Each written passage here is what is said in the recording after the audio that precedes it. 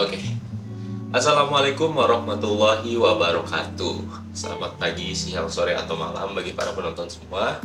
Kenalkan, nama saya Afan Zarif Kiatama. Saya seorang mahasiswa Universitas Pakuan dengan nomor NPM belakang 473 dari kelas ekstensi semester 5 jurusan Manajemen Fakultas Ekonomi dan Bisnis. Oke, pada kesempatan kali ini saya akan menjelaskan salah satu kasus pelanggaran etika bisnis yang dilakukan PT GNI Indonesia yang sempat ramai pada tahun 2022 sampai 2023 kemarin. Mari kita lihat. PT GNI atau PT Gunbuster Nickel Industry merupakan suatu perusahaan besar yang bergerak di bidang pengolahan biji nikel yang beroperasi di Indonesia. Perusahaan ini juga cukup besar karena telah menampung ribuan pekerja asing maupun pekerja lokal di dalamnya. Nah, seiring dengan perkembangan permintaan nikel secara global, karena nikel sendiri merupakan salah satu bahan baku dalam pembuatan baterai pada mobil listrik yang sekarang sedang naik daun, PT GNI ini mendapatkan perhatian bukan hanya kontribusi terhadap ekonomi di Indonesia, tetapi juga karena isu-isu yang terjadi di dalamnya. Karena tidak tanggung-tanggung, isu-isu tersebut telah menelan korban jiwa sebanyak 6 orang, mulai dari yang terjebak di dalam kren yang terbakar, bentrok antara sesama pekerja, terkena semburan api pada saat gantian penyaringan, dan terkena semburan api pada saat pengoperasian smelter.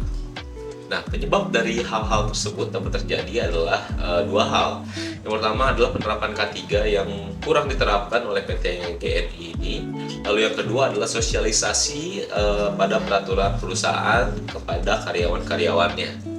Dilansir dari BBC.com, oleh kesaksian Amirullah, Ketua Serikat Pekerja PT GNI, sejak PT GNI beroperasi sampai sekarang, kata Amirullah, pekerja di beberapa posisi tidak dibekali alat pelindung diri atau APD yang memadai, yang mencontohkan pada pekerja di tubuh smelter yang hanya memakai kaos oblong dan masker medis, di mana posisi di smelter tersebut harusnya menggunakan baju anti panas.